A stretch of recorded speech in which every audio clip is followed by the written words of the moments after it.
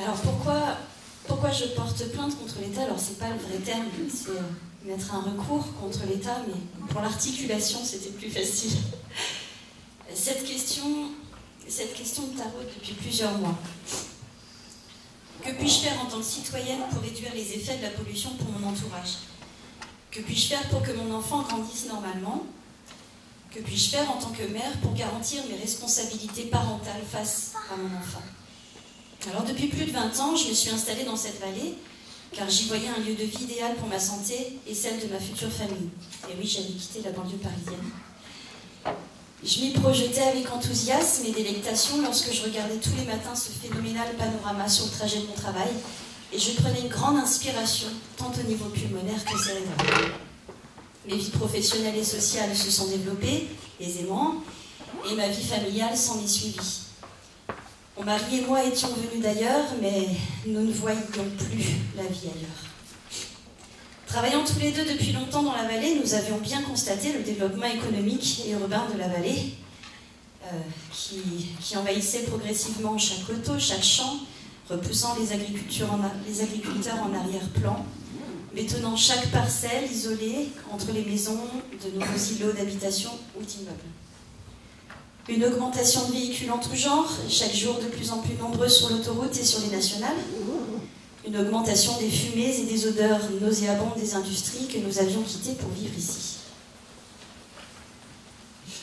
Nous nous demandions déjà si ce développement aurait ses limites, ne perturberait pas trop la beauté des lieux, apporterait les infrastructures adaptées pour limiter l'impact écologique d'un accroissement de la population.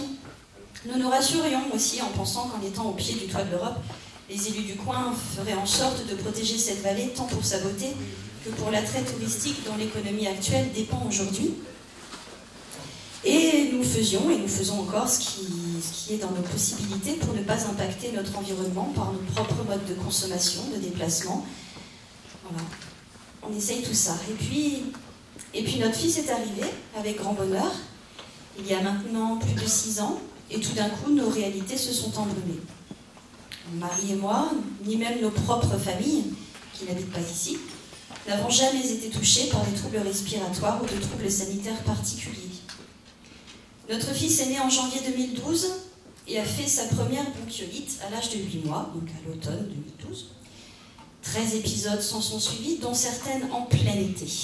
Donc l'argument du chauffage au bois, vous me le mettrez de côté.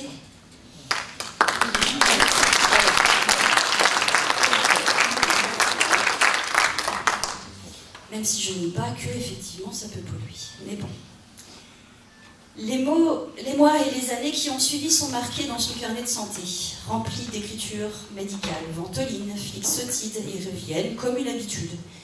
J'ai même quelques comptes rendus d'hospitalisation, de radio pulmonaire, sans compter les rendez-vous de kiné respiratoire.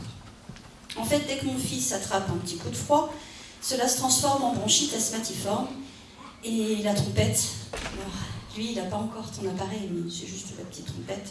On a appelé ça comme ça, gentiment, pour qu'il puisse prendre ça de manière ludique. Sort de son étui pour quelques jours. Les 2 dernières en date, en janvier, mars dernier, le médecin se demandait même s'il ne faisait pas une pleurésie. Je ne sais pas si Mallory, tu pourras expliquer ce que c'est une pleurésie, mais en tout cas, ça n'a pas été le cas. Je vous avoue qu'on a quand même beaucoup transpiré quand le médecin nous a transmis son inquiétude. Alors, je n'ai pas compté les jours perdus dans les soins pour mon fils, qui ne peut alors plus aller à l'école avec ses camarades. Je n'ai pas compté les nuits blanches passées tous les 3 à essayer de soulager notre enfant dans des quintes de toux à s'en arracher les bronches. Je n'ai pas compté les rendez-vous professionnels que nous avons dû annuler, mon mari et moi, pour se relayer au chevet de notre enfant. Je ne peux compter les indemnités que nous ne touchons pas en tant que professionnels indépendants, même en cotisant normalement pour tout le monde. Mais je peux compter les fatigues physiques et psychologiques que nous avons subies tous les 3 ces 6 dernières années. Alors oui, je fais un recours.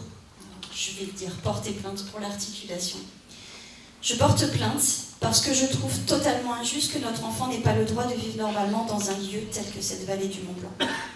Je porte plainte parce que je trouve anormal que d'autres enfants et adultes tombent malades à cause de l'air que nous respirons. Je porte plainte parce que je ne supporte pas l'idée que des enfants se fassent punir quand ils courent en récréation en période de pic, tout en voyant le monde extérieur continuer à polluer sans les protéger. Je porte plainte parce que je ne peux concevoir que l'on privilégie les activités économiques à la vie. Je porte plainte parce que je ne comprends toujours pas que nos élus n'aient pas soutenu les citoyens lors des diverses manifestations. Il suffisait simplement de marcher tous ensemble et d'être à l'écoute. Je porte plainte parce que je ne comprends pas que rien de concret ou d'efficace n'ait encore été mis en place pour améliorer les choses, même pour demain. Je porte plainte parce que même en suivant les diverses informations que je glane pour diminuer mon propre impact écologique, je me sens culpabilisée par les mêmes personnes qui favorisent le profit financier à la protection de notre santé. Je porte plainte parce que je me sens impuissante face à la maladie de mon enfant, car je n'en maîtrise pas les causes. Et je porte plainte parce que je pense au jour où mon enfant me posera la question de savoir ce que j'ai pu faire pour améliorer sa vie et celle des générations futures. Voilà, je vous remercie.